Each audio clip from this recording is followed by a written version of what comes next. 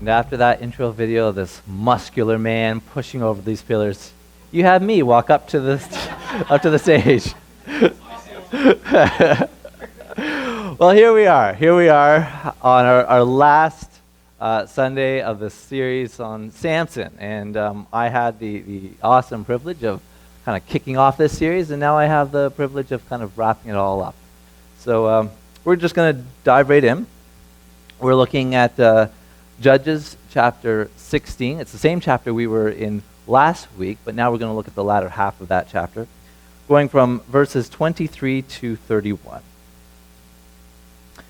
Now the rulers of the Philistines assembled to offer a great sacrifice to Dagon, their god, and to celebrate, saying, "Our God has delivered Samson, our enemy, into our hands." When the people saw him, they praised their God, saying, "Our God has delivered our enemy into our hands, the one who laid waste our land and multiplied our slain." While they were high in spirits, they shouted, "Bring out Samson to entertain us." So they called Samson out of the prison, and he performed for them. When they stood him among the pillars, Samson said to the servant who held his hand, "Put me where I can feel the pillars that support the temple, so that I may lean against them." Now the temple was crowded with men and women. All the rulers of the Philistines were there. And on the roof there were about 3,000 men and women watching Samson perform. When Samson prayed to the Lord, "O sovereign Lord, remember me. O God, please strengthen me just once more, and let me with one blow get revenge on the Philistines for my 2 eyes." Then Samson reached toward the 2 central pillars on which the temple stood, bracing himself against them, his right hand on the one and his left hand on the other. Samson said, "Let me die with the Philistines." Then he pushed with all his might, and down came the temple on the rulers and all the people in it. Thus he killed many more when he died than while he lived. Then his brothers and his father's whole family went down to get him. They brought him back and buried him between Zorah and Eshtaol in the tomb of Manoah his father. He had led Israel 20 years. And so here we have the conclusion of this story of Samson. Just a reminder that we find this in the book of Judges, and the book of Judges is named after those regional leaders. They're not kings, but they're more kind of like usually military type leaders, and one of which is Samson. And Samson's story we see in chapters 13 through to 16. So a quick review. Chapter 13, that's where we saw Samson's supernatural birth. And we saw, at the point of his birth, we saw God blessing him, and God sort of commissioning him for his purpose. And then in Judges chapter 14, that's where we saw Samson take honey from the carcass of a lion, and then he married a Philistine woman. Well, sort of. The marriage didn't really last very long, shall we just say. In fact, it didn't really get to the honeymoon. And then he tricked his wedding guests, but then he got double-crossed by his wife, and then he had to kill 30 men and take their clothes, and that was chapter 14. Chapter 15, we see that Samson burns down some of those Philistine crops, and he then kills 1,000 Philistines with a donkey jawbone. And then in chapter 16, the beginning part of chapter 16, that's where we see that Samson tears down some really big gates, and he carries them up a mountain and plants them. And then after that, he falls in love with Delilah, and then the deceiver gets deceived by his lady, which leads Samson to becoming weak and captured. And that's where today's passage begins. Samson has been captured by the Philistines, by his enemies. So the Philistines, they're celebrating. They're happy, and there's a lot of them. We don't know exactly how many, but we know that the temple was crowded. We know that all of the leaders are there, and you can imagine if the leaders are there, where you have leaders, you oftentimes have a lot of followers, so there's a lot of people there. There was about 3,000 people on the roof. Again, we don't know exactly how many inside the temple. As for what the temple looked like, that we cannot be certain, but we have some ideas. Some have thought that it is a Megoran design, so top left-hand corner. Of course, if it was this, we know it had 2 pillars, so it would have been probably number 3 or number 4 if it was that design. However, in the 1950s and 1970s, there was a Philistine temple that was excavated. Now, not in Gaza, where Samson is currently, where he died, but in Tel Qasil. And that has led some people to believe that the temple in Gaza was similar to the one in Tel Qasil. And so the other 3 pictures, you have the layout down in the bottom left-hand corner. This one here is kind of an artist's rendering of what it would look like, and top right is the actual excavation. And you can see kind of where those pillars were, that he would have been pushing on. And so Samson has been a nemesis of the Philistines for years. And so you can imagine just how excited they would have been to finally have captured Samson and to have Samson in this weakened state.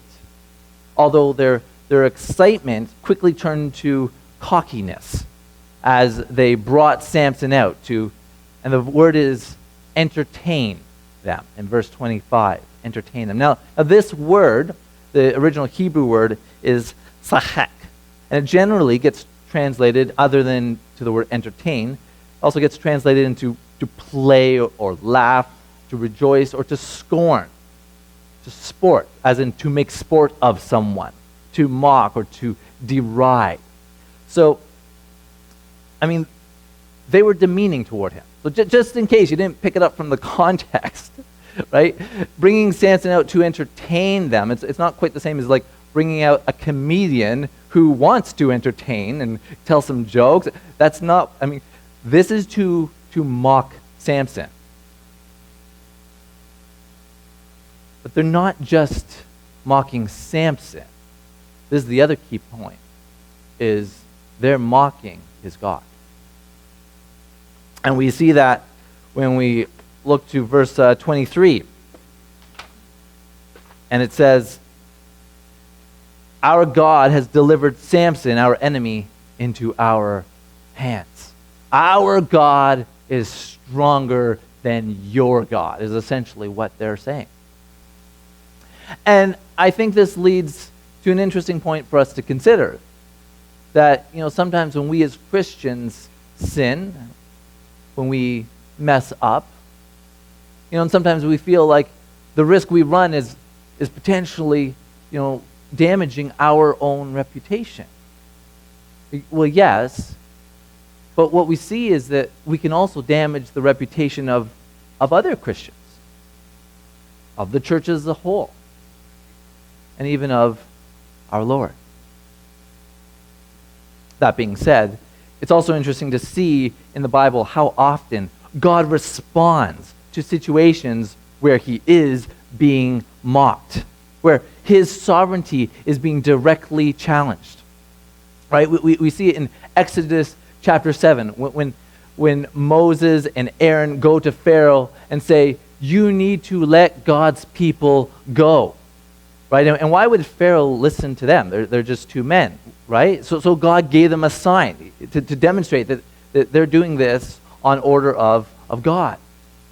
Right? And the sign was that Aaron would take his stick, which he did in front of Pharaoh, and his staff, he would toss it on the ground. And the staff, what happened?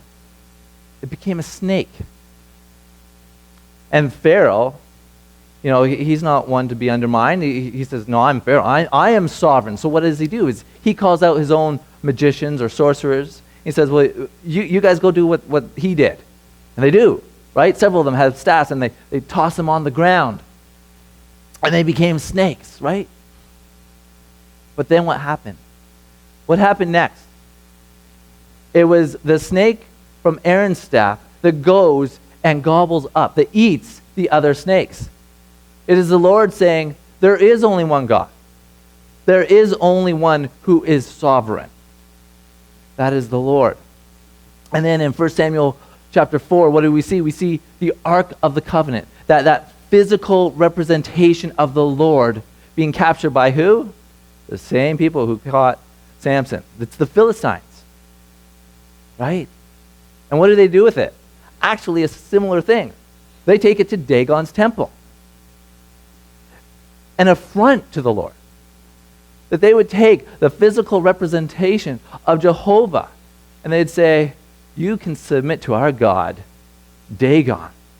Dagon is sovereign. That's not good, right? And they leave, and it's night, and it's morning, and they go back in, and what do they find? The idol Dagon has fallen flat on his face. And the Philistines are like, oh no, this is not good. We'll fix him. Put him back up on this pedestal. And they do. And then they leave. And it's night. And it's morning. And they go back in. And what do they find? Next day, Dagon, flat on the ground again. And this time he's been severed at his arms and at his head. There's only one God who is sovereign. And then in 1 Kings chapter 18, we see the power of God being pitted against the power of the Baal god up on Mount Carmel. And the Baal prophets get to go first. And they have this altar with a sacrifice, and they pray through the morning, and they pray through the afternoon, and into the early evening. They pray, hoping that Baal will accept their sacrifice. Nothing. And then it's Elijah's turn. But before Elijah does anything, he says, no, bring me some water.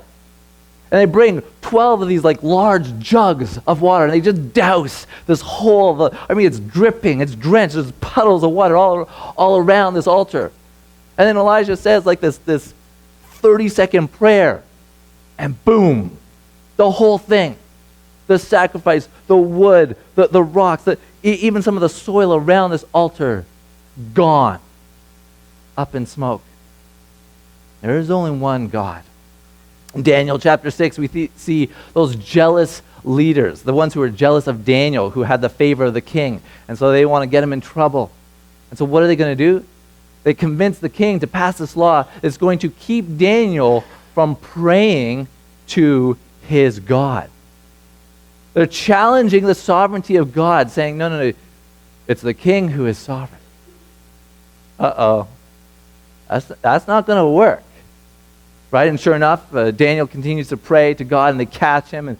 And so Daniel ends up having a slumber party with some lions, and he comes out smelling like a rose. And then the next day, it's those jealous leaders who get in with the lions, and, well, they didn't fare so well. Right? And then of course, there's also Daniel chapter 3, where what do we have is we have a very similar story, only this time it's with Shadrach, Meshach, and Abednego in a fiery furnace. And guess what? Same result. Same result.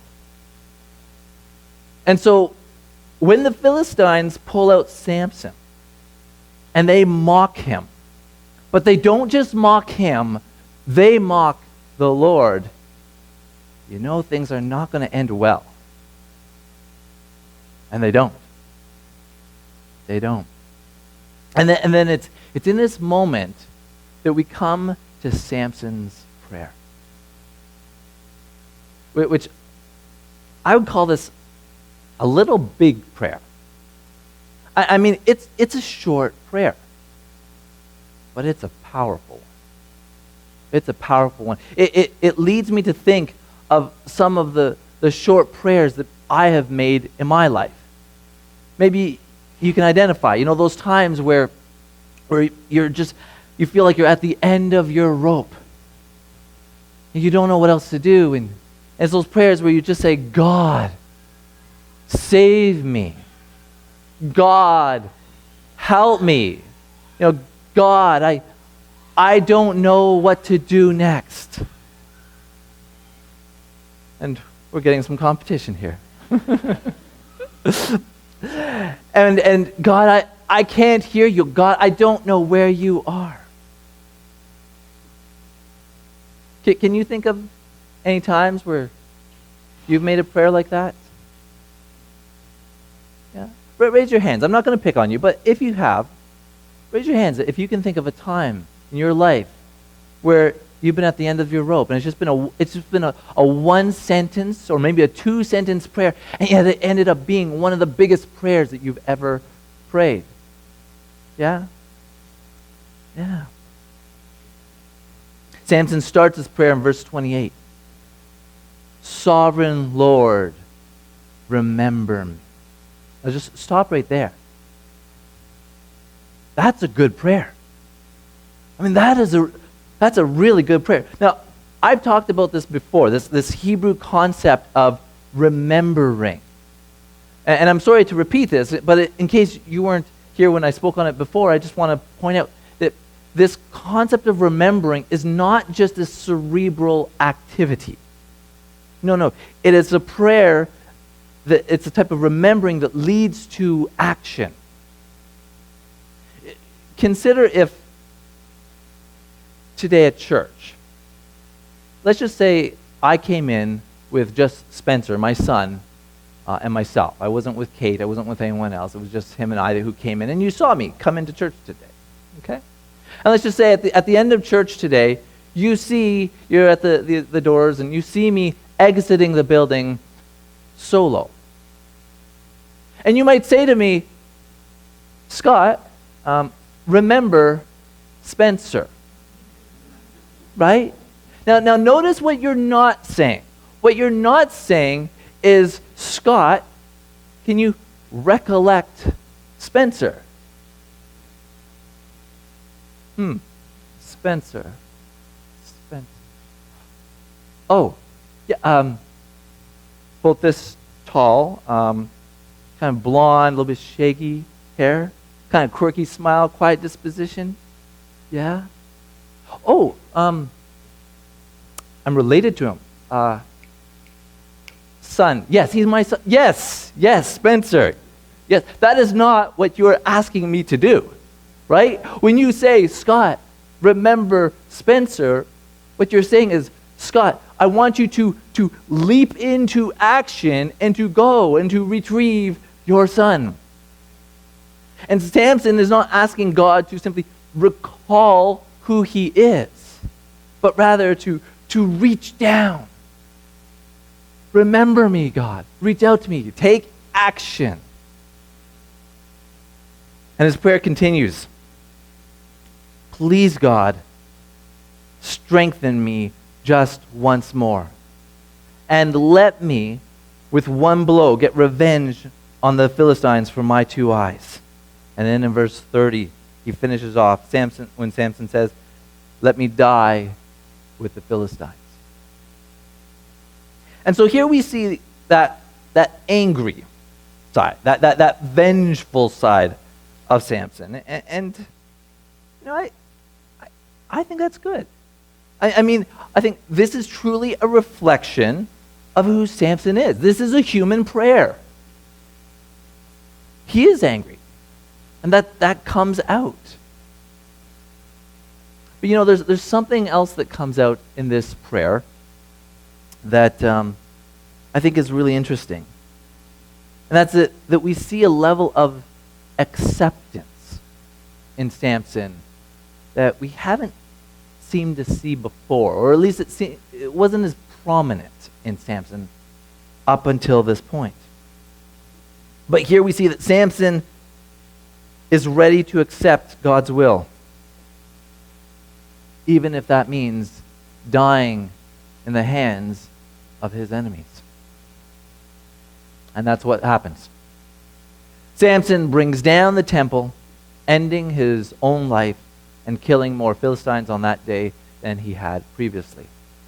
According to biblical accounts, Samson had previously killed over 1,000 Philistines, but in this moment, it is well over 3,000 Philistines that meet their death. And there's one other thing I find really interesting about this passage. When we look to the last verse of the chapter, verse 31, where it says, then his brothers and father's whole family went down to get him, that'd be Samson's body. They brought him back and buried him. Why would the Philistines do that? Now many of the Philistines died. I get that. But obviously there were Philistines who were not dead, who did not die in that moment. And you think that if this is your enemy, this is your nemesis, the last thing you would want to do is to give the body back for a dignified burial. And yet that's exactly what they do. And it shows me, it says to me that, they recognize there's something behind this. There's a power behind this. It's no different than when the Philistines had the Ark of the Covenant. And after the Ark of the Covenant and Dagon, it was just messing up with their system. And they're like, get rid of this thing. Just, I don't know, put it on a cart and just send it away. We don't want to deal with this thing. It's too powerful for us. And Samson, even in his death, even his limp, dead, cold body, they're like, I don't know what just happened. I don't know. I just get this out of here. Call his family and just have them remove it. We don't want to deal with this. And there's that recognition, going back to talking about when you mock God, watch out. And they're at this place where this is too much for us.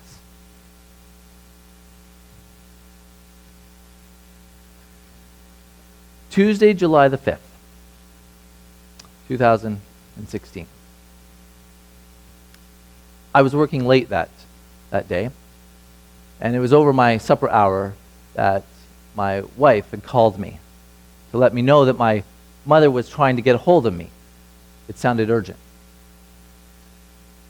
That was the evening that I found out my father had died. The vast majority of you have never met or had never met my father. But if you had, and those few of you who have met my father, you would know what I mean when I say that my father was a complicated man. He was difficult. There were times where things between him and I were not great.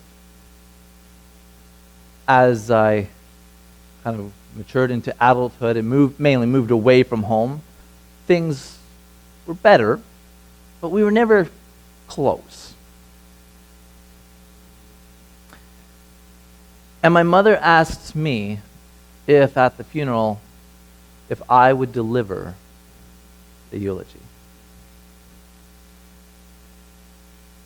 So I had to find a way to present my father in a way that was respectful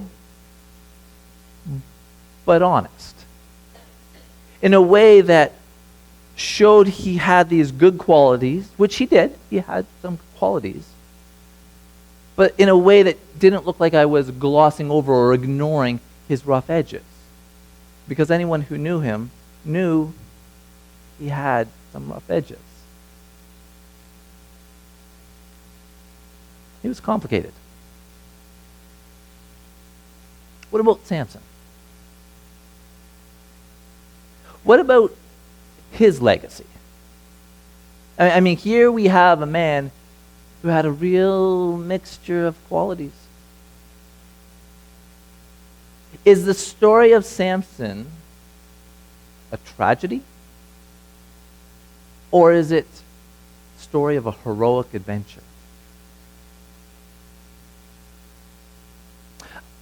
Can I ask you guys to help me with this?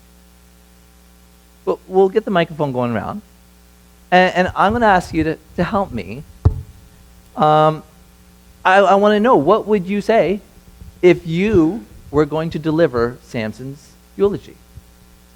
Now, I'm not expecting you. I'm not putting you on the spot to come up with an entire eulogy of this man. But could you help me? What would be your opening line, or your opening 2 lines? Right? This is the moment where we all wait to see who goes first. But guys, you know this. You've got this. We've been going through this series for 5 weeks. You've been listening in. You know Samson. So who wants to jump in first? Right here. Yeah. I remember him being a strong person, but I know what comes to mind actually is the where he had to pull the pillars apart, and he had a lot of strength because God knew that he was going to give him the strength to destroy the Philistines because of the sin that the Philistines had caused. Okay. So I think that was cool. Thank you. Yeah, a real focus on his strength. Absolutely. Someone else. How do you start Samson's eulogy? Right over here. Yeah. I see he definitely has a sense of humor. A sense of humor. Mm-hmm. Yeah. Thank you. I like it. Yes.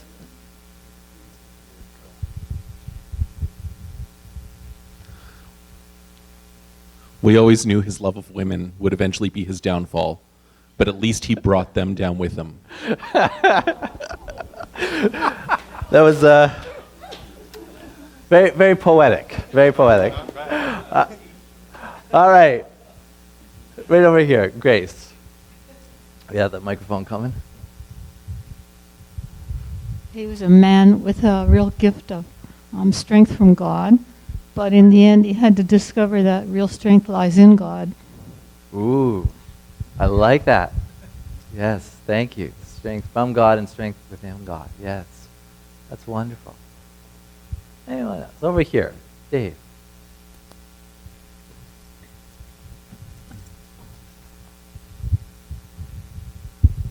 I'd say he was a deeply flawed individual that God used for his glory, for God's glory.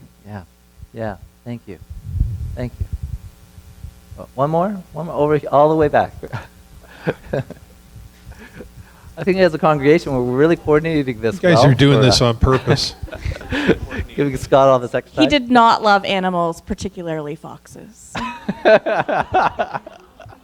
What a great way to start a eulogy, right? Could you imagine? All right, are we good? Anyone else? But yeah, I mean, there's a lot of complexity in Samson's life, right?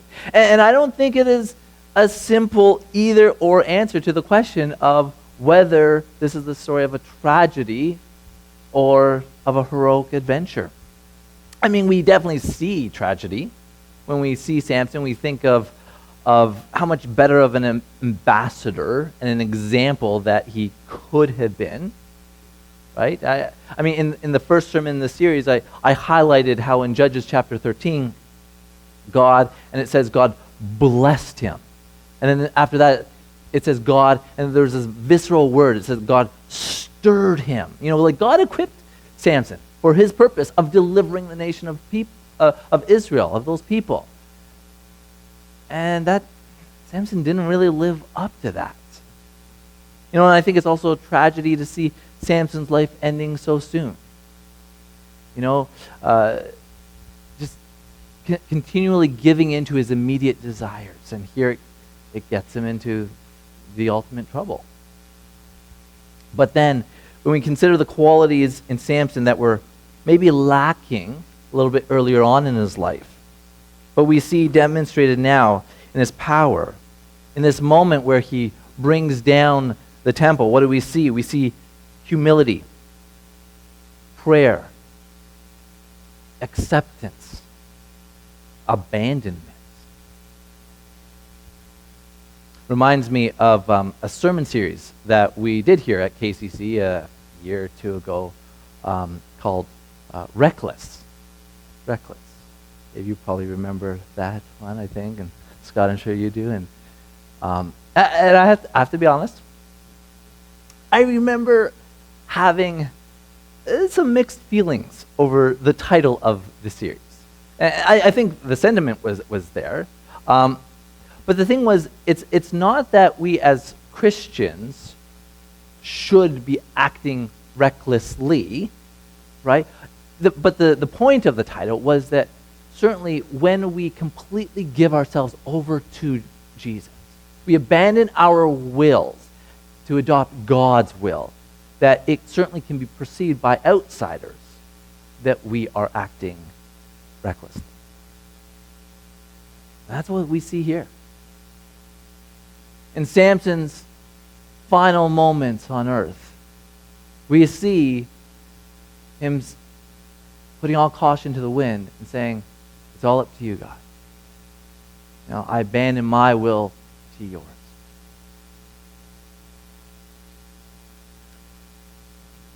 What about your legacy?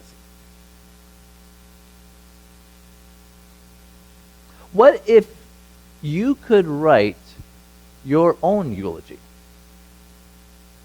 What would you want people saying about you after your life came to an end?